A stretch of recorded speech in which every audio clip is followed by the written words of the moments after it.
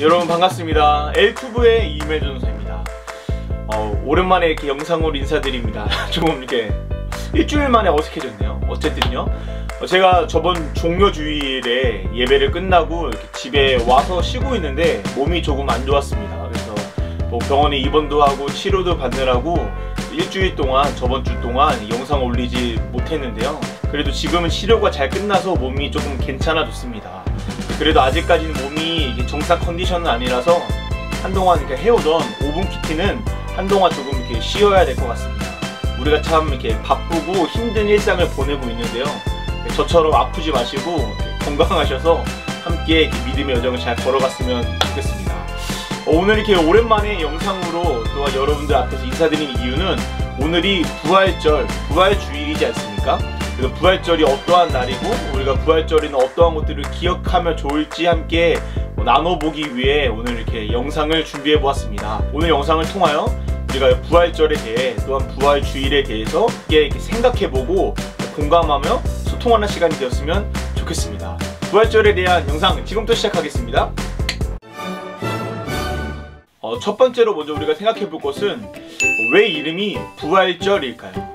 이 부활절은 절기상 어디에 끝에 놓여져 있냐면 고난주간 끝에 놓여져 있는 게 부활절입니다. 왜 부활절이 고난주간 끝에 놓여져 있을까? 그것은 예수님이 십자가에서 죽으신 것에서 끝난 것이 아니라 부활하셨기 때문에 고난주간 끝에 예수님이 부활하신 날인 부활절을 우리가 지키고 있는 것이고, 이름이 부활절인 이유도 예수님이 부활하신 것을 기념하는 날이기 때문에 부활절인 것입니다. 생각보다 너무 간단하죠? 예수님이 부활하셨기 때문에 부활절이다. 그렇다면 두 번째로 생각해 볼 것은, 예수님은 왜 부활하셨을까입니다. 사실 이 부활에 대해서는 예수님의 다른 사역과 마찬가지로 구약 성경에서도 이 부활에 대해서 예언한 부분들이 등장합니다. 그러니까 이 예수님이 부활하신 이유는 그저 예수님이 그냥 부활한 게 아니라 말씀을 성취하시기 위해, 예언들을 성취하시기 위해 예수님께서 이렇게 부활하신 것이죠. 그리고 또한 함께 생각해 볼 것이 있는데요, 우리가 흔히 예수님의 사랑을 이야기할 때 십자가를 많이 생각을 하죠. 고난주간에 여러분 각자의 자리에서 십자가의 사랑을 묵상하셨을 것인데요, 예수님의 그 십자가, 예수님의 죽음이 우리들에게 가지고 오는 의미는 바로 죄사함에 대한 것입니다. 예수님의 죽음으로 인해 우리들은 죄사함을 얻었죠. 그런데 여기서 생각해 볼 것은, 만약에 예수님의 사역이 이 십자가, 이 죄사함에서 끝났으면 어땠을까요? 십자가에서 끝났으면 우리의 죄도 사해지고 끝났을 거라는 것이죠. 그런데 예수님이 죄사함, 죽음에서 끝난 것이 아니라 죽음을 이기시고 죄와 사망을 이기시고 부활하셔서 죄 가운데 머물러 있는 삶이 아니라 죄를 이기는 새로운 삶을 살게 된 것이죠. 그렇기에 예수님의 부활을 믿는 우리들은, 부활절을 기념하는 우리들은 예수님을 따라 죄를 이기는 부활의 생명을 갖고 있는 새로운 삶이 된 것입니다. 고린도 후서에서는 이거에 대해서 뭐라고 말씀하시죠? 그리스도 안에 있으면 새로운 피조물이라, 이전 것이 지나갔으니 보라 새 것이 되었도다. 부활을 따라 우리들은 이전 것을 이기는, 죄를 이기는 새로운 삶을 살게 된 것입니다. 이것이 예수님이 부활하신 이유입니다. 그런 새로운 삶을 살아갔던 인물들이 누구죠? 맞습니다. 예수님의 제자들입니다. 예수님의 제자들은 우리가 성경에서 살펴보면 다 아는 것처럼 예수님을 믿는 것처럼 보였지만 다들 예수님의 십자가 앞에서 도망가고 흩어지기 바빴던 자들이었지만, 부활하신 예수님을 만났을 때, 부활하신 예수님을 따랐을 때 이전처럼 도망가고 흩어지고 숨는 신앙이 아니라 오히려 죄를, 세상을 이기는 믿음을 가지게 된 것이죠. 우리도 부활하신 예수님을 믿고 따를 때 성경의 제자들과 같이 죄와 사망을 따라 숨고 피하고 도망가는 것이 아니라 오히려 죄와 사망들을 이길 수 있는 새로운 삶, 새로운 피조물이 될 수 있는 것입니다. 이것이 바로 예수님께서 부활하신 이유입니다. 그렇다면 또한 함께 생각해 볼 것은, 그 세 번째는 부활절이 우리들에게 얼마나 중요하냐입니다. 기독교에서 제일 중요한 절기, 중요한 날을 생각할 때 대부분의 사람들이 아마 크리스마스, 성탄절을 생각할 것입니다.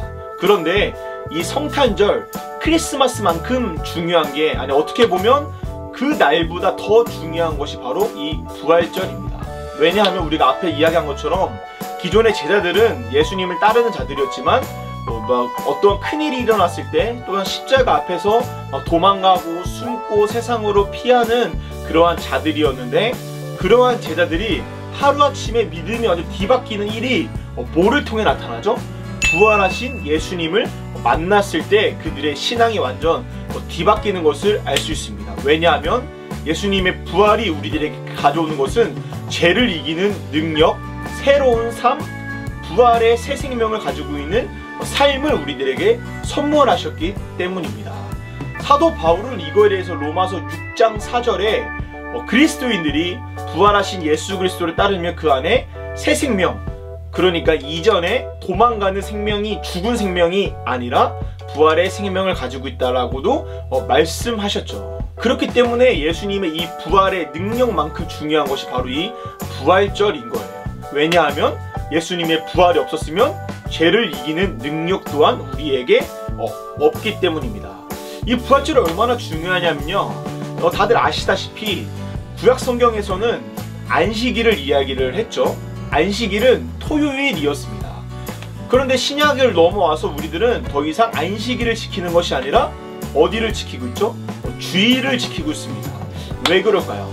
안식일이 토요일을 지키는 것이 아니라 우리가 주일, 일요일에 예배를 드리는 이유는 바로 이 일요일이, 주일이 예수님께서 부활하신 부활의 날이기 때문이에요. 긴 역사 가운데 하나님한테 제사를 드리던 안식일을 뛰어넘어 예수님께서 부활하신 이 일요일이 새로운 예배의 날이 될 정도로 당시 초대교회 안에 굉장히 중요한 날이었다는 것을 알 수 있습니다. 그다음 네 번째 함께 또 생각해 볼 것은 예수님이 정말 부활하셨을까입니다. 이렇게 부활절이 중요한 것들은 다 알겠는데 정말 예수님은 부활하셨을까요? 사실 성경에도 예수님의 부활을 믿지 않는 자들이 등장하는데 그들의 이름은 사두개인입니다. 이들은 예수님의 부활을 믿지 않는 자들이었죠. 또한 그 이후로 지금까지도 예수님께서 부활하셨는가 안 하셨는가에 대한 부활 논쟁이 굉장히 끊임없이 서로를 이렇게 싸울 정도로 부활에 대한 것은 긴 역사 동안 논쟁거리가 되었습니다. 그렇다면 우리는 예수님께서 부활하셨는지 안 하셨는지를 성경에서 보면 알 수 있는데요. 우리가 앞서 이야기한 것처럼 예수님께서 부활하셨다고 선포하신 게 있는데 그거 말고도 사도 바울이 고린도전서 15장 6절에 보면 예수님의 부활을 목격한 자들이 500명 정도 있다라고 말씀합니다.